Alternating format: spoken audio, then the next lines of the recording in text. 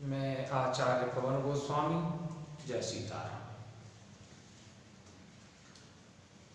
Class 12 विषय हिंदी साहित्य एवं सामान्य, पाठ श्रद्धामनु, जिसे कामायनी महाकाव्य से लिया गया है, भाग 3। और इसके जो कवि हैं वो छायावाद के प्रवर्तक जयशंकर प्रसाद जी हैं। प्यारे बच्चों, अब तक हम श्रद्धामनु शीर्षक के अंतर्गत भाग 2 के अंतर्गत आने वाली व्याख्याओं को करा चुके हैं। आज हम भाग 3 के अंतर्गत आने वाली व्याख्याओं को कराएंगे। प्यारे बच्चों, अभी तक जिन बच्चों ने हमारे चैनल को सब्सक्राइब नहीं किया है तो हमारे चैनल को सब्सक्राइब कर लें, जिससे आने वाली वीडियोज़ की आपको नोटिफिकेशन प्राप्त हो सके। लाइक भी अवश्य करें और जो भी आपकी जानकारी में है उसे शेयर भी अवश्य करें। और प्यारे बच्चों, यदि आपको मेरा पढ़ाना अच्छा लगता हो तो ही आप लाइक करें, अन्यथा आप डिसलाइक भी कर सकते हैं। तो आज हम भाग 3 के अंतर्गत आने वाली व्याख्याओं का अध्ययन करेंगे।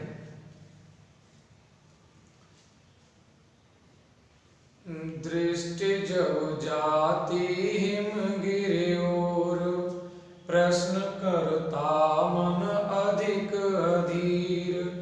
धरा की ऐसे गुणन भयभीत, आह कैसी है क्या है पीर। बड़ा मन और चले ये पैर, शैलमालाओं का श्रृंगार। आँख की भूख मिटी यह देख, आँख की भूख मिटी यह देख। आह कितना सुंदर संभार, आह कितना सुंदर संभार। प्यारे बच्चों, प्रस्तुत पद्यांश का संदर्भ इस प्रकार होगा। श्रद्धा जी जब मनु महाराज के पास पहुंचती हैं, एक चोटी से दूसरी चोटी पर जहां पर मनु महाराज हैं, तो वह मनु को यह बताती है कि मैं यहां तक किस प्रकार पहुंची। इसका वर्णन प्रस्तुत पद्यांश में किया गया है। प्यारे बच्चों, इसका संदर्भ एक बार फिर से आप ध्यान से सुनेंगे। श्रद्धा जी मनु जी से यह वर्णन करते हुए कह रही हैं कि मैं एक चोटी से दूसरी चोटी पर, अर्थात मैं आपके पास किस प्रकार पहुंची हूं, उसका वर्णन करते हुए इसमें श्रद्धा जी मनु से कह रही हैं। क्या कह रही हैं कि दृष्ट जब जाति हिमगिरि ओर, प्रश्न करता मन अधिक अधीर। धरा की यश गुणन भयभीत, आह कैसी है क्या है पीर। बढ़ा मन और चले पैर, शैल मालाओं का श्रृंगार। आंख की भूख मिटी है देख, आह कितना सुंदर संभार। दृष्ट जब जाति हिमगिरि ओर, प्रश्न करता मन अधिक अधीर। श्रद्धा जी मनु महाराज से कहने लगी कि जब मेरी दृष्टि हिमालय की ऊंची चोटी की ओर जाती है, ऊंची, उत्तम, उत्तम, हिमगिर माने हिमालय। दृष्ट जब जाती हिमगिर ओर, प्रश्न करता मन अधिक अधीर। अधीर धैर्य या बेचैन। श्रद्धारी मनु महाराज से कहने लगी कि जब मेरी दृष्टि हिमालय की ऊंची चोटी की ओर जाती है, हिमालय की उत्तुंग चोटी की ओर जाती है, तो मेरा मन अत्यधिक बेचैन होकर के स्वयं से प्रश्न करने लगता है। दृष्टि जब जाती हिमगिरि और प्रश्न करता मन अधिक अधिक। श्रद्धा जी, मनु महाराज से कहती हैं कि जब मेरी दृष्टि हिमालय की ऊंची अर्थात उत्तुंग चोटी की ओर जाती है, तो मेरा मन अत्यधिक बेचैन होकर के अपने आप से प्रश्न करने लगता है। धरा की यह सिकुड़न भयभीत आह कैसी है, क्या है पीर। धरा की यह सिकुड़न भयभीत, धरा माने पृथ्वी,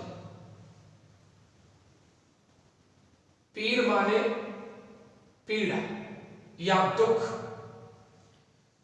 पृथ्वी का सिकुड़ना भयभीत करने वाला है। ओह, यह कैसी पीड़ा है।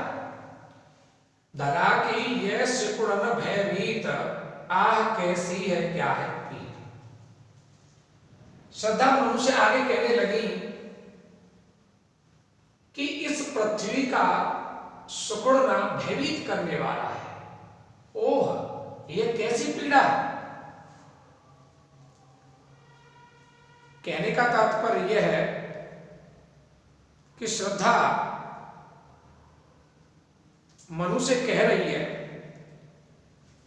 कि इस पृथ्वी पर जल प्रलय हो गया है, तो पृथ्वी देखने में ऐसी लग रही है कि मानो पृथ्वी सिकुड़ गई हो, यानी पृथ्वी का क्षेत्रफल कम हो गया। बढ़ा मन और चले ये पैर शैल मालाओं का सरका। शैलमाला पर्वत चोटियां, शैलमालाओं पर्वत चोटियां। बढ़ा मन और चले ये पैर शैलमालाओं का सरका। बढ़ा मन, मेरे मन में जिज्ञासा होने लगी और ये मेरे पैर इधर की ओर चल पड़े जहां पर आप उपस्थित हैं। शैल मालाओं का श्रृंगार, इन पर्वत मालाओं की सुंदरता को देख करके शैल मालाओं का श्रृंगार, पर्वत चोटियों के सौंदर्य को देख करके, श्रृंगार को देख करके। बढ़ा मन और चले ये पैर शैल मालाओं का श्रृंगार। इन पर्वत चोटियों के सौंदर्य को देख करके मेरे मन में जिज्ञासा उत्पन्न होने लगी और मेरे पैर इधर की ओर चल पड़े जहां पर आप उपस्थित हैं। आंख की भूख मिटी है देख आह कितना सुंदर संभार। लेकिन यहां पर आपको देख करके मेरी आंखों की भूख मिट गई। आह, यहां पर कितनी सुंदर संपूर्णता है, संभार, संपूर्णता, वैभव, ऐसा संभार। लेकिन यहां पर हम संपूर्णता लगा लेंगे। आंख की भूख मिटी है देख आह कितना सुंदर संभार। लेकिन यहां के सौंदर्य को देख करके मेरी आंखों की भूख मिट गई है। आह, यहां कितनी सुंदर संपूर्णता है। अर्थात यहां पर आपके रूप में कितनी सुंदर संपूर्णता है। श्रद्धा जी मनु जी से कहती हैं कि यहां पर आपके रूप में कितनी सुंदर संपूर्णता विराजमान है। प्यारे बच्चों, प्रस्तुत पद्यांश में जब जाति अधिक अधीर सुंदर संभार अनुप्रास अलंकार है, क्योंकि यहाँ पर ज की आवृत्ति है और यहाँ पर अ की आवृत्ति है और यहाँ पर स की आवृत्ति है। अनुप्रास शब्द साम्यम व्यसंज्ञक स्वरस्य अतः, वर्णों की आवृत्ति ही अनुप्रास होती है। मैं अलंकारों के बारे में पूर्व के पद्यांशों में कई बार बता चुका हूं। प्यारे बच्चों, मैं भाग 1 और भाग 2 के अंतर्गत काव्य सौंदर्य को कई बार बता चुका हूं, लेकिन फिर भी एक बार मैं पद्यांशों को समाप्त होने के बाद बता दूंगा, लेकिन मैं जो अलंकार है उनको साथ साथ बताता चलूंगा।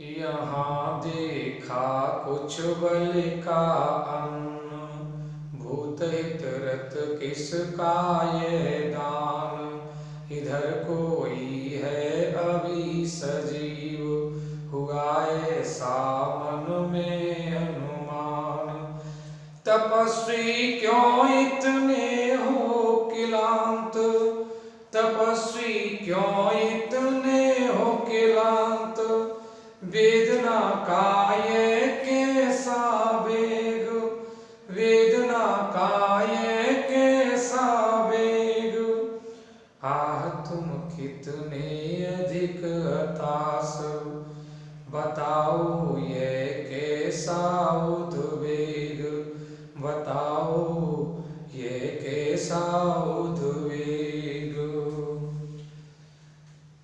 यहाँ देखा कुछ बल का अन्न, भूत हित रत किसका ये दान, इधर कोई ये अभी सजीव, हुआ ऐसा मन में अनुमान, तपस्वी क्यों इतने हो क्लांत, वेदना का यह कैसा वेग, आह तुम कितने अधिक हताश, बताओ यह कैसा उद्वेग। प्रचुत पद्यांश में श्रद्धा जी मनु जी को बताती हैं कि मैं आप तक किस प्रकार पहुंची हूं, और साथ ही साथ श्रद्धा जी मनु जी के हताश मन को, निराश मन को प्रेरणा भी देती है। यहां देखा कुछ बल का अन्न, भूत हित रत किसका यह था। बल का अन्न, बल का अन्न संसार के लोगों के द्वारा संसार के प्राणियों के कल्याण के लिए दिए जाने वाला अन्न, लोगों के द्वारा संसार के प्राणियों के कल्याण के लिए प्रतिदिन दिए जाने वाला अन्न। भूत हित रत, भूत यानी प्राणी, प्राणियों के हित में, भलाई में, रत माने संग, लगा, भूत हित रत, प्राणियों के हित में संलग्न, प्राणियों की भलाई में लगा हुआ। प्यारे बच्चों, बल के अन्न के बारे में मैं आपको बताना चाहूंगा कि प्रत्येक गृहस्थ रोजाना पंच यज्ञ करता है। प्यारे बच्चों, हर गृहस्थ अपने घर से चींटी के लिए दाना, गऊ के लिए ग्रास, कुत्ते के लिए रोटी, कौए के लिए रोटी और भिखारी के लिए रोटी और चांडाल के लिए भी रोटी जो प्रतिदिन देता है, वो पंच भूत के अंतर्गत आता है। यहां देखा कुछ बल का अन्न, भूत हित रत किसका ये दान। मैंने जिस चोटी पर मैं विराजमान थी, तो मैं यह समझ रही थी कि मात्र इस संसार में मैं ही बची, इस संसार में मात्र मैं ही बची, पर लेकिन तुम्हारी चोटी की तरफ से, तुम्हारी ओर से चींटियां अपने मुंह में कुछ दाना लेकर के आ रही थी। तो मैंने अनुमान लगा लिया कि इधर में कोई सजीव है। यहां पर किसी प्राणी के द्वारा संसार के कल्याण के लिए, किसी के द्वारा संसार के प्राणियों के कल्याणार्थ अन्न का दाना डाला गया है। चींटियां उसे लेकर के इधर की ओर आ रही थी। तो मैंने अनुमान लगा लिया कि मेरे अलावा भी कोई और बचा हुआ है, कोई और भी जीवित है। इसी का वर्णन यहां पर किया गया है। यहां देखा कुछ बल का अन्न भूत हित रत किस आया। यहां देखा कुछ बल का अन्न, मैंने यहां पर कुछ लोगों के द्वारा संसार के प्राणियों के कल्याणार्थ डाले हुए अन्न को देखा। यहां देखा कुछ बल का अन्न, मैंने इस हिमालय पर्वत की चोटी पर लोगों के द्वारा संसार के प्राणियों के कल्याणार्थ डाले गए कुछ अन्न के अंश को देखा। भूत हित रत किस कायेगा। तो मैंने सोचा कि ये प्राणियों के भलाई में लगा हुआ ये किसका दान है। मैंने सोचा कि ये प्राणियों के भलाई, प्राणियों की भलाई में संलग्न यह किसका दान है। इधर कोई अभी सजीव हुआ ऐसा मन में अनुमान, मेरे मन में ऐसा अनुमान हुआ कि अभी इस चोटी की और कोई सजीव है, कोई जिंदा है। हुआ ऐसा मन में अनुमान, इधर कोई है अभी सजीव। मेरे मन में ऐसा अनुमान हुआ कि इस दूसरी चोटी की ओर अभी कोई सजीव है, अर्थात अभी कोई जिंदा है। तपस्वी क्यों इतने हो क्लांत, वेदना काय कैसा वेग। आह तुम कितने अधिक अतास, बताओ यह कैसा उद्वेग। तपस्वी क्यों इतने हो क्लांत, हे तपस्वी आप इतने दुखी क्यों। क्लांत दुखी, तपस्वी क्यों इतने हो क्लांत। आगे श्रद्धा जी मनु जी के हताश एवं निराश मन को प्रेरणा देते हुए कहती हैं कि तपस्वी क्यों इतने हो क्लांत, हे तपस्वी आप इतने दुखी क्यों। वेदना काय कैसा वेग, वेदना वेदना काय कैसा वेग, आपके हृदय में दुख का यह कैसा वेग है, यह कैसा ज्वार है, यह कैसा उफान है। वेदना काय कैसा वेग, आपके हृदय में, आपके मन में दुख का ये कैसा वेग है, कैसा उफान है, ये कैसा ज्वार है। आह तुम कितने अधिक अथास, बताओ यह कैसा उद्वेग। ओह तुम कितने निराश दिखाई दे रहे हो, हताश निराश। आह तुम कितने अधिक अतास, हे तपस्वी आप मुझे अत्यधिक निराश दिखाई दे रहे हो, बताओ यह कैसा उद्वेग। आप अपनी इस पीड़ा को बताओ तो सही, बताओ यह कैसा उद्वेग। उद्वेग माने दुख, चिंता, क्षोभ। आप अपनी इस चिंता को बताओ तो सही। प्यारे बच्चों,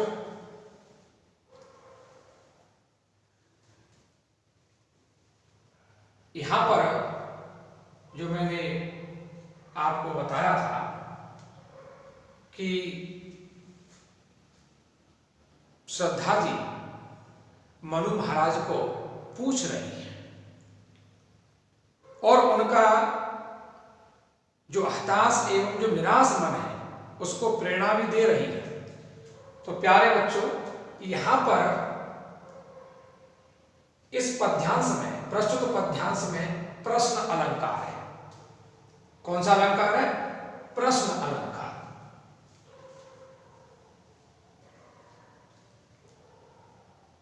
दुख की पिछली रजनी बीच विकसता सुख का नवल प्रभात। एक परदाये जीना नील छिपाए हैं जिसमें सुख गात।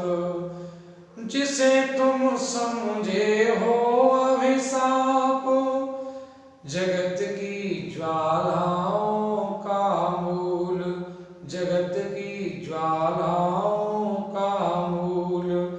इसका वह रहस्य वरदान कभी मत इसको जाओ भूल, कभी मत इसको जाओ भूल। दुख की पिछली रजनी बीच विकसता सुख का नवल प्रभात। एक परदाय जीना नील छिपाए है जिसमें सुखगार। जिसे तुम समझे हो अभिशाप जगत की ज्वालाओं का मूल। इसका वह रहस्य वरदान कभी मत इसको जाओ भूल। प्रस्तुत पद्यांश में श्रद्धा जी मनु महाराज के हताश एवं निराश मन को प्रेरणा देते हुए कहती है। क्या कहती है कि दुख की पिछली रजनी बीच विकसता सुख का नवल प्रभात।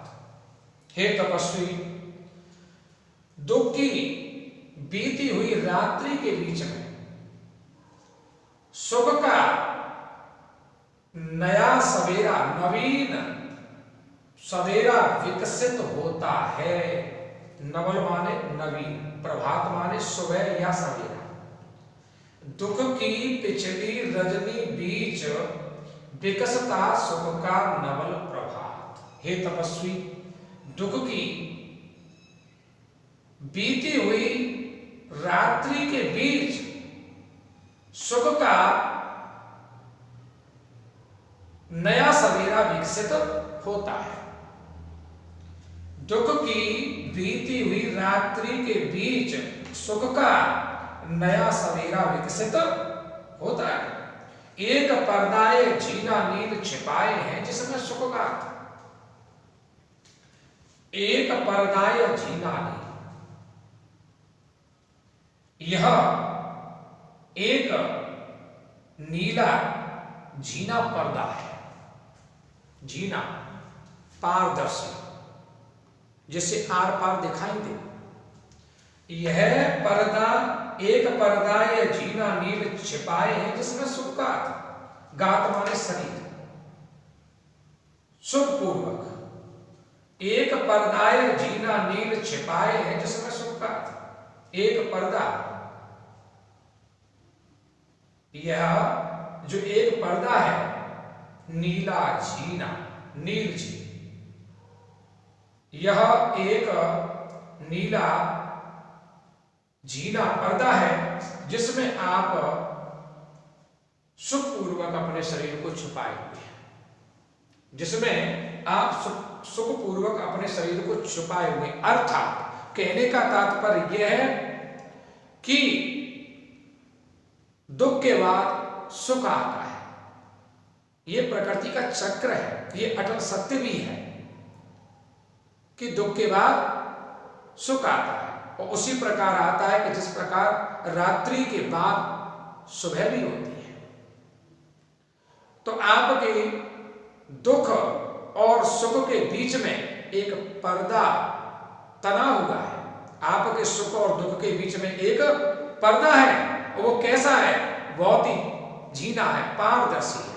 अर्थात कहने का तात्पर्य यह है कि आपके जीवन में जो दुख है वह अब व्यतीत होने वाला है, और आपके सुख के दिन आने वाले हैं।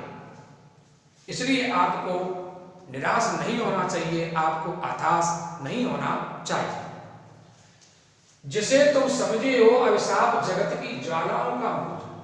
हे तपस्वी, आप जिस शरीर को अभिशाप मान रहे हैं, ये तो संसार की ज्वालाओं का स्रोत है।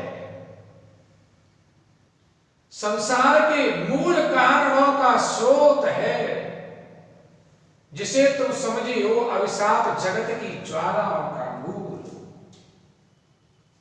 हे तपस्वी, आप अपने इस जीवन को एक अभिशाप समझ करके बैठ गए हैं, एक श्राप समझ करके बैठ गए हैं। ये तो संसार की ज्वालाओं का मूल है, ये तो संसार के कारणों का स्रोत है। ईश का वह रहस्य वरदान कभी मत इसको जाओ। हे तपस्वी, आपको ये बात नहीं भूलनी चाहिए कि यह जीवन तो ईश्वर का रहस्यमयी वरदान है। ईश का वह रहस्य वरदान कभी मत इसको जाओ। हे तपस्वी, ये जो हमारा जीवन है, आप जिस जीवन को आप निरर्थक समझ रहे हैं, अभिशाप मान करके बैठ गए हैं, ये आप भूल कर रहे हैं, ये तो हमारा जो जीवन है वो ईश्वर का एक रहस्यमयी वरदान है। इसको कभी भूलना नहीं चाहिए।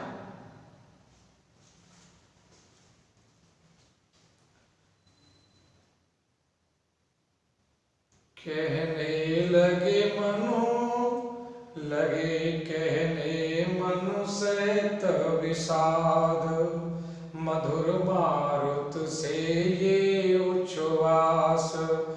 लगे कहने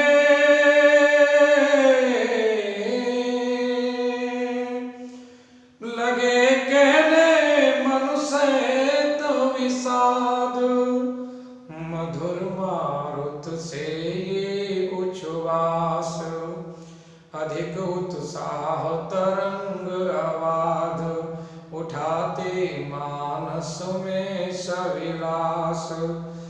किंतु जीवन कितना निरुपाय, किंतु जीवन कितना निरुपाय।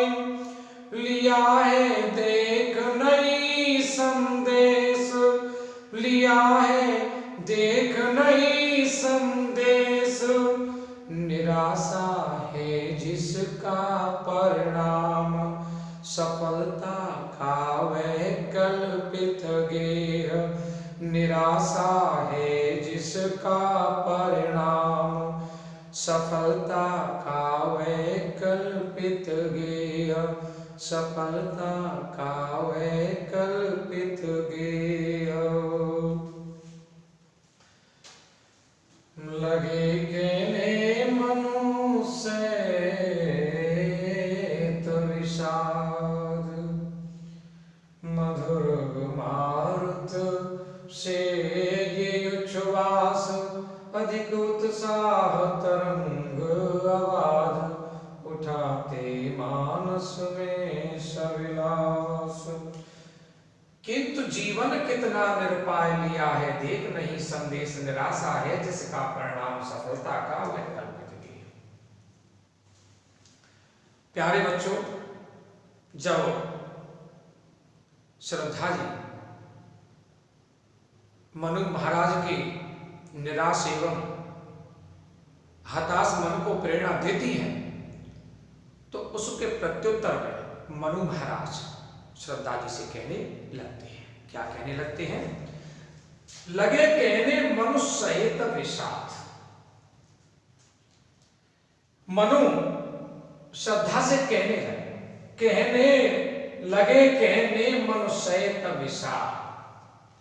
विषाद सहित, दुख सहित मनु महाराज दुख सहित श्रद्धा जी से कहने लगे।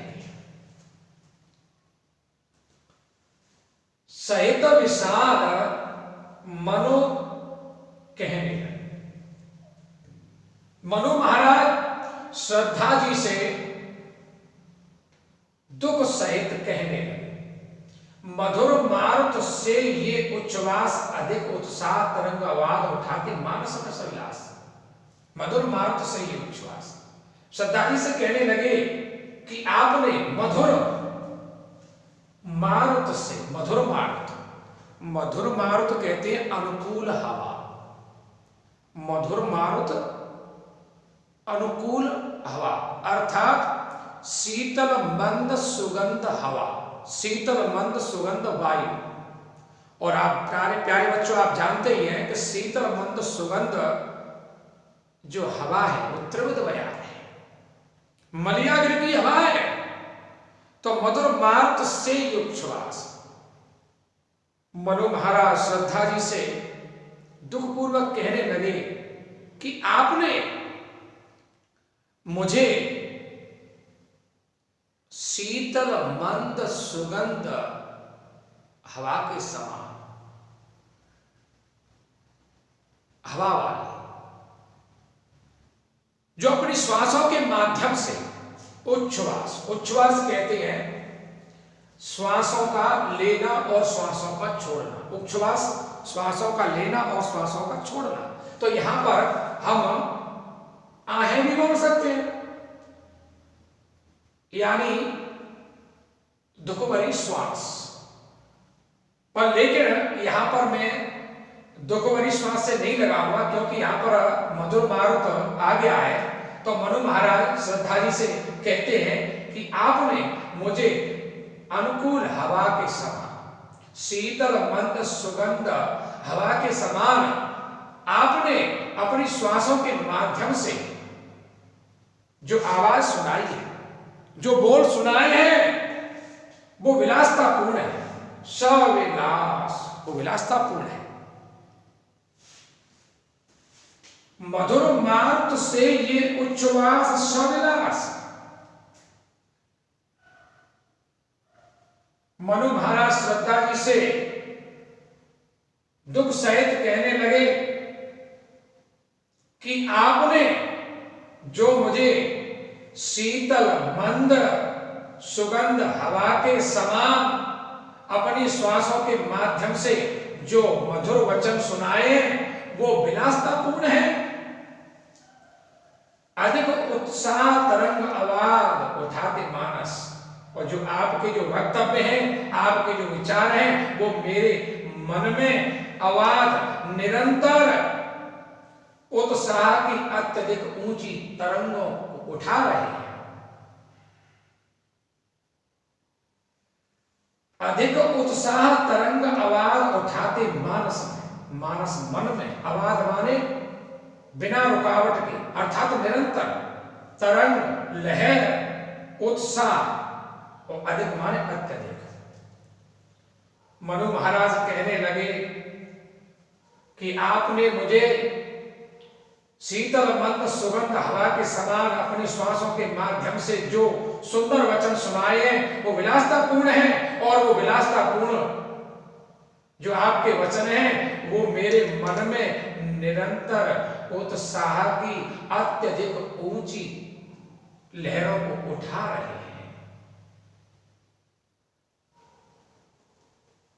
वो मधुर वक्तव्य, आपके मधुर वचन मेरे मन में निरंतर उत्साह की अत्यधिक ऊंची लहरों को उठा रहे हैं, अर्थात मेरे मन में उत्साह की ऊंची हिलोरें उठने लगी है।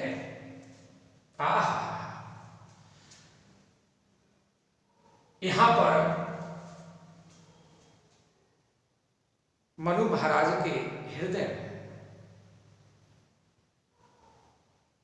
जो हताशा थी, जो निराशा थी, उसको दूर करने के लिए या उससे उबरने के लिए श्रद्धा जी के वचन मिल गए हैं, मधुर वचन मिल गए हैं, जिससे कुछ मनु महाराज को आशा बंधी है। किंतु जीवन कितना निरुपाय, लिया है देख नहीं संदेश, निराशा है जिसका परिणाम, सफलता का वह कल्पित गेय। किंतु जीवन कितना निरुपाय। आगे मनु महाराज श्रद्धा जी से कहने लगे कि किंतु जीवन कितना निरुपाय, किंतु जीवन कितना उपायहीन है, किंतु जीवन कितना निरुपाय, किंतु जीवन कितना उपायहीन है। लिया है देख नहीं संदेश, यह कोई संदेश नहीं है, बल्कि मैंने इसको अच्छी प्रकार से देख लिया है। है, इसको मैंने आत्मसात किया है, आत्मसात होते हुए देखा है। लिया है देख नहीं संदेश, किंतु जीवन कितना निरुपाय। लिया है देख नहीं संदेश, किंतु जीवन कितना उपायहीन है। यह कोई संदेश नहीं है, बल्कि मैंने इसे अपनी आंखों से देखा है, इसे अपने अंदर आत्मसात होते हुए भी देखा है। निराशा है जिसका परिणाम सफलता का वह कल्पित गेय। निराशा है जिसका परिणाम, और मुझे तो ऐसा लगता है कि ये जो जीवन है, इस जीवन का परिणाम निराशा ही है। निराशा है जिसका परिणाम। और मैंने तो ये भी देख लिया है और ये भी अपने मन में अच्छी प्रकार से विचार कर लिया है कि इस जीवन का जो परिणाम है वो निराशा है। सफलता का वह कल्पित गेय, और सफलता का तो वह कल्पना का घर है। सफलता का वह कल्पित गेय, गेय माने घर, और सफलता का तो वह कल्पना का घर है। अर्थात कहने का तात्पर्य यह है कि व्यक्ति आशा करता है, लेकिन उसे अपने जीवन में निराशा ही हाथ लगती है। व्यक्ति सफलता की कामना करता है, लेकिन उसे अपने जीवन में असफलता ही हाथ लगती है। मनुष्य के हाथ में कुछ नहीं है, मनुष्य मात्र कर्म कर सकता है। जो कुछ भी फल देना है वो परमात्मा को देना है। हम फल प्राप्त नहीं कर सकते और हमारे जीवन में भी अधिकार हमारा नहीं है। मृत्यु अवश्यंभावी है। जिस व्यक्ति ने जन्म लिया है उस व्यक्ति की मृत्यु भी अवश्य होगी।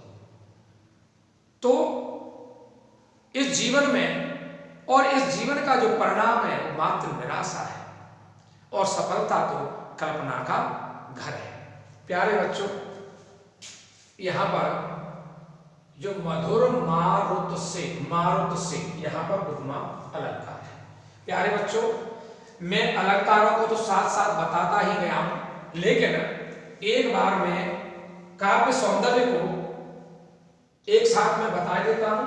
प्यारे बच्चों, जितने भी जो मैंने पद्यांश आज कराए हैं उन सारे पद्यांशों को मैं एक साथ लेकर के चलूंगा और एक साथ में लास्ट में काव्य सौंदर्य बता देता हूं। प्यारे बच्चों, रस, सारे पद्यांशों में रस शांत है, शांत रस है। रस छंद 16 मात्राओं का श्रृंगार छंद है। अलंकार में बताता ही गया हूं। भाषा शुद्ध साहित्य खड़ी बोली है या संस्कृत निष्ठ खड़ी बोली है। शैली प्रबंधात्मक है, गुण प्रसाद है और शब्द शक्ति। प्यारे बच्चों, थोड़ा सा शब्द शक्ति में थोड़ा सा अलग अलग है। वो ये है कि पहले पद्यांश में यहां पर अभिधा और लक्षणा है, और दूसरे पद्यांश में लक्षणा है, और दूसरे में अभिधा है, और तीसरे में लक्षणा है, और चौथे में अभिधा और व्यंजना है। प्यारे बच्चों, आज के लिए बस इतना ही है, और बचे हुए पद्यांशों को हम अगले भाग में कराएंगे।